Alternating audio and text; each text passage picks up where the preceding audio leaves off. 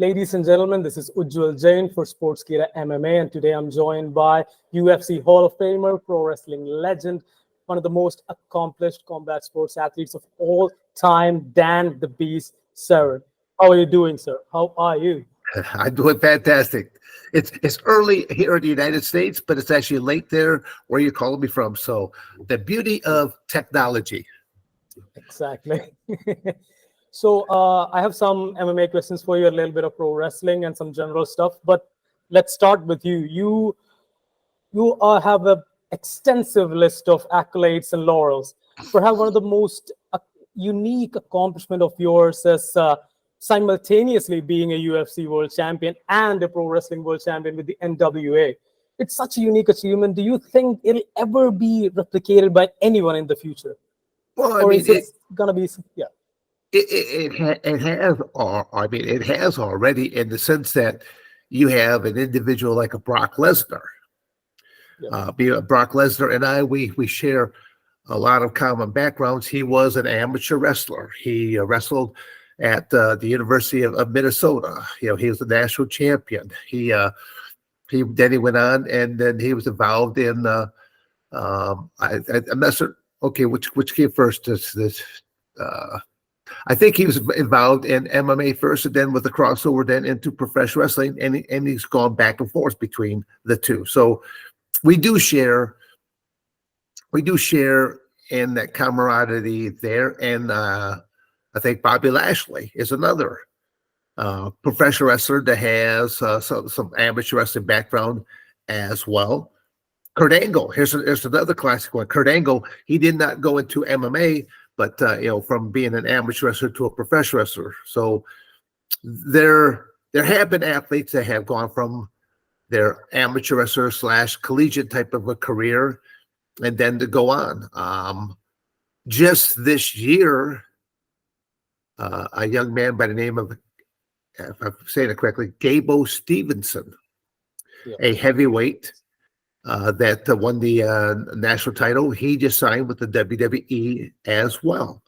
And so, I mean, I was actually impressed because after he won his NCAA title, he did a standing backflip. Now, don't ever ask me to do a standing backflip because it's not going to happen.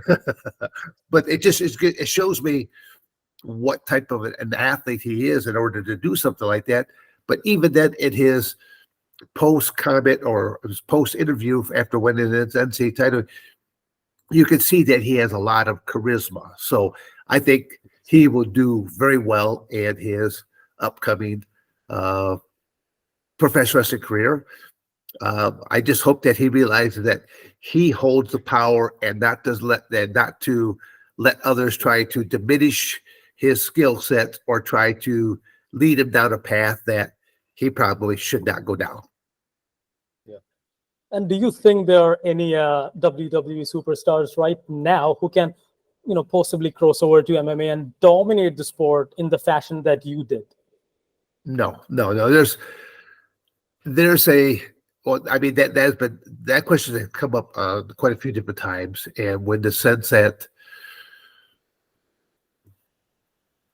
crossing over back and forth, you'll see a lot of MMA guys that can go, at the end of their MMA career, they can go into professional wrestling and they can extend their career. Just like what you were saying before, the biggest sports merger in the history of sports merger just took place a couple of months ago with the WWE and the UFC now underneath the same management. So that all that's really going to do is help extend some MMA guys that have that charisma, something of that nature, to cross over into the professional wrestling world. But you're not going to see professional wrestlers go back over to MMA world. I believe CM Punk was one of the last people that tried to do that, and it did not go that well. I'm not trying to just single him out, but it just was not a good scenario, because professional wrestling, you and I, we're going out there.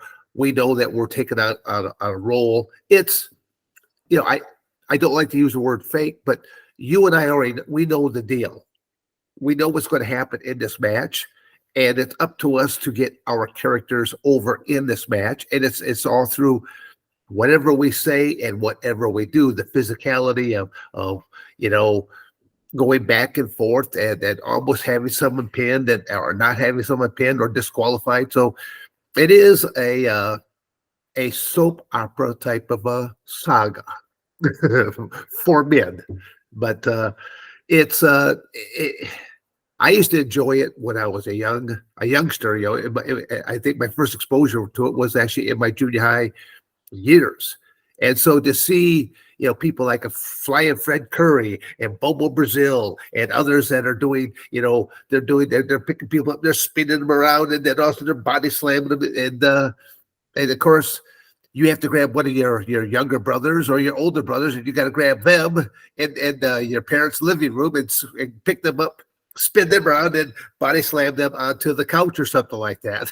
So we would emulate some of those comical antics there, and so it's a great form of entertainment, and that's really what it is. Same with the UFC is nothing more than an entertainment product.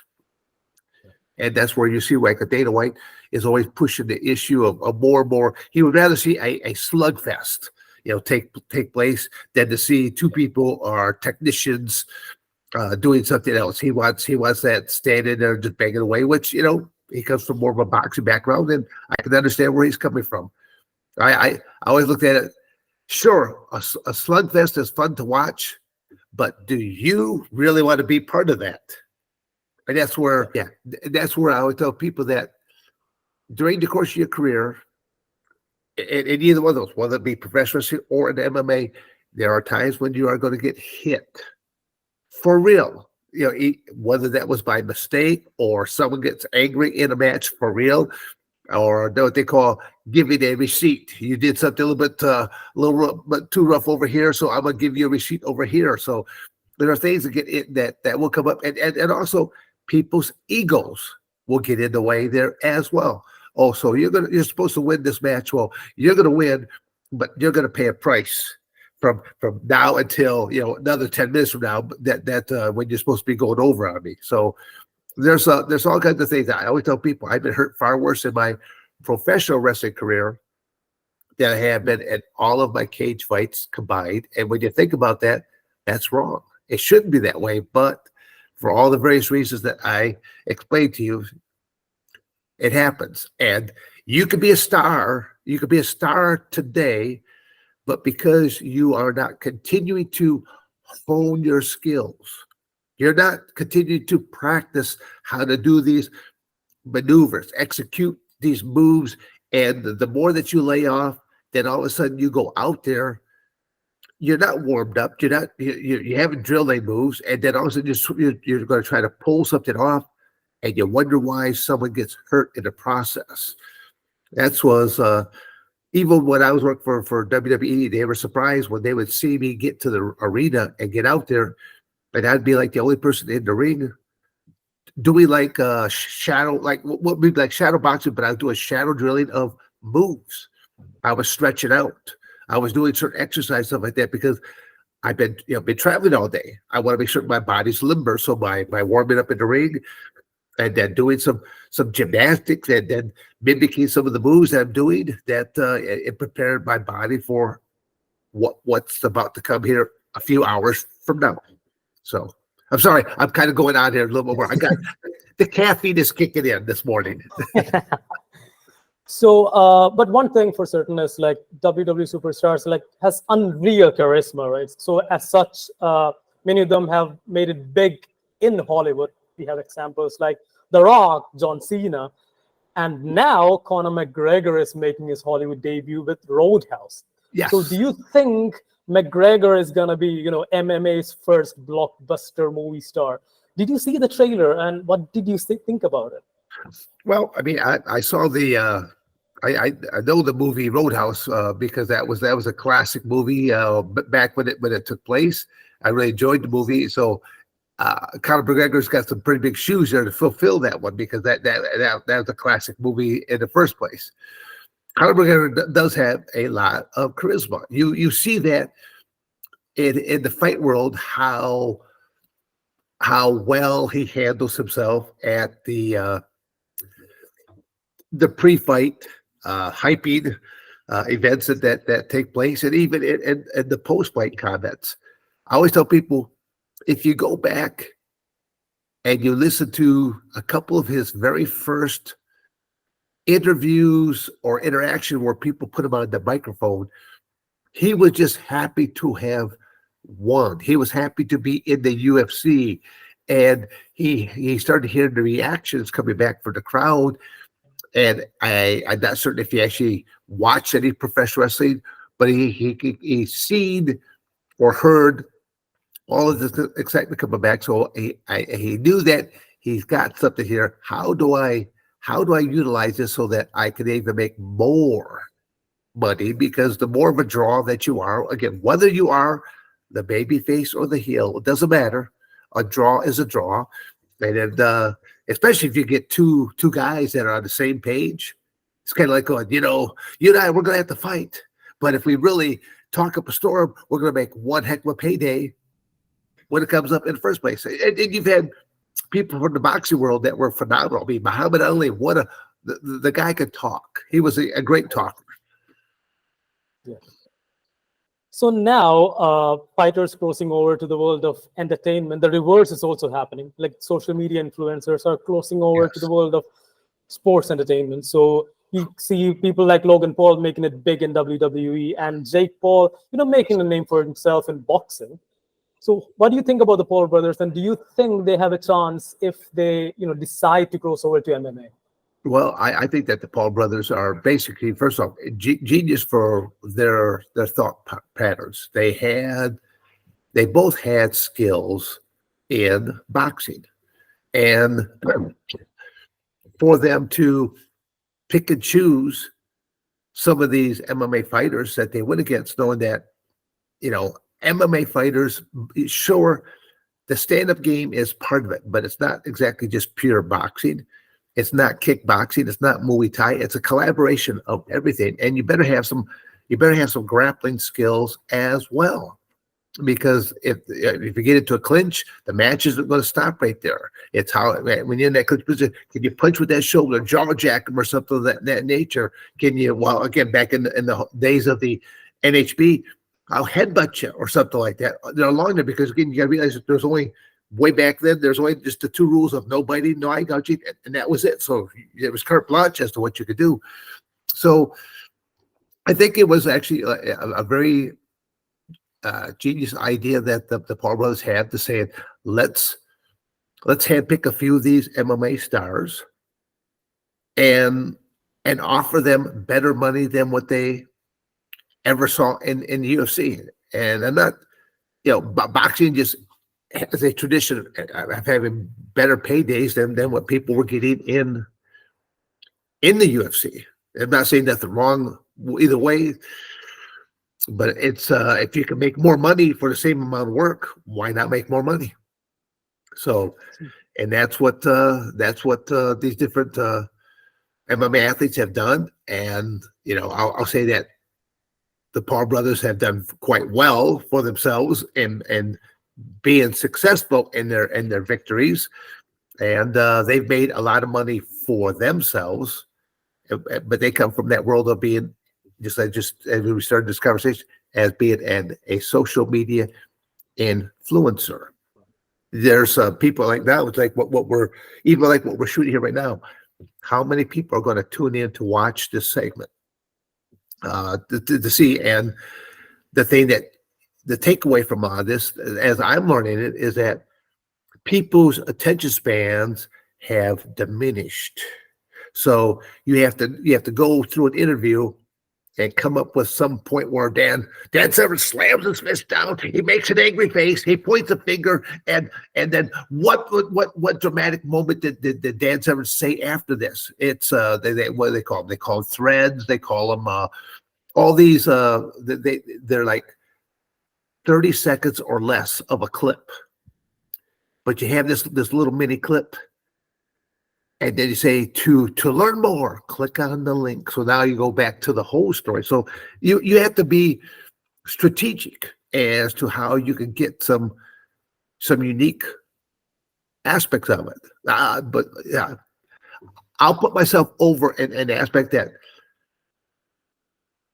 I will speak very intellectually about a lot of the matches that I have been involved in over the decades. I can speak very, not just intellectually about it, but I could speak very about a lot of minute points of things that I did.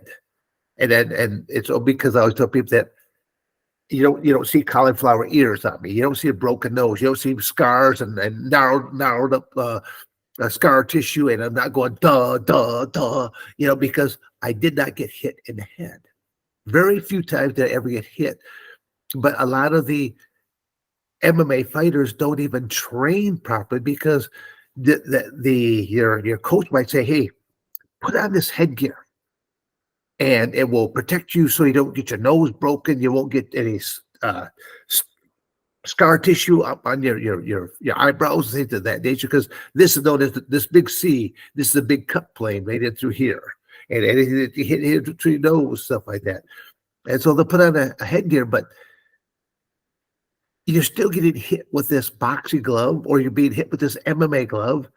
And sure, it's not damaging the exterior of your face, but what is it doing to that gray matter called your brain inside? Each time it gets hit, it's being sloshed and sloshed and sloshed to where only so much sloshing around to where eventually your brain is turned into chicken soup. So I tell And people that I've, for being 65 now, and for doing as many matches I've done between amateur wrestling, professional wrestling, mixed martial arts, submission grappling, and sambo, judo, and a bunch of other stuff, the fact that I am still as sharp as I am, I mean, does it mean that I escaped, or does it mean that, well, maybe it might not be until Dan Severn turns 70, maybe not until Dan Severn turns 75 that he'll be out in the backyard, try chasing around to the different butterflies that are not there. So, but do you think like they will, like, obviously in boxing they have picked and choose their opponents and like kind of made a good convincing resume, but what if they have to mix in grappling and all the other MMA associated arts with it and go straight into MMA? In that case, do you think the Paul brothers are gonna fare well in that regard? Well, again, that's where as I think I actually brought that up in a different interview. I simply said that, okay, the Paul brothers, they have picked their fate there. I go, what if I was to pick and choose and say, I challenge like Mike Tyson to a grappling match, or I challenge the Paul brothers to a grappling match, to where unlimited time, any and all moves are good, but there's no striking. It's all grappling. But go for an unlimited time to where eventually someone's going to get tired. Yeah. You might be spry and good early on, and you can ward off things, but as time passes on, because let's face it, I think some of the I've watched different little clips of things, and they talk about some professional wrestling matches that back in the day that went on for multiple hours, and that I find hard to believe that. But even boxing matches that went 100+ rounds, it's kind of mind-boggling there to know that, okay, the sport is now down to typically 12 rounds is what you'll see for most boxing matches. Speaking about boxing, your attention to boxing for a bit. Okay. So Francis Ngannou, his potential rematch against Tyson Fury, people are saying it might be for the heavyweight championship of the world. But do you think Ngannou getting a world title shot in his very second pro boxing outing might ruffle some feathers? Do you think Ngannou deserves such a chance? Well, okay. Why is Jake Paul fighting some of these premier MMA fighters? I mean, it's the same scenario. If people are willing to put up these offers and put them together. You got celebrity boxing matches that are taking place, and you got against two different celebrities that it makes no sense, but then it makes a little bit of sense. It's like going, and people will watch it. So I think you're going to see more and more of these crossover type of athletes. It could be for just that one big payday. It's hard to say for what all reasons take place. I'll simply say this, that there's a lot of professional athletes that do not have the mental savvy to save money, to invest money, so that when their career comes to an end.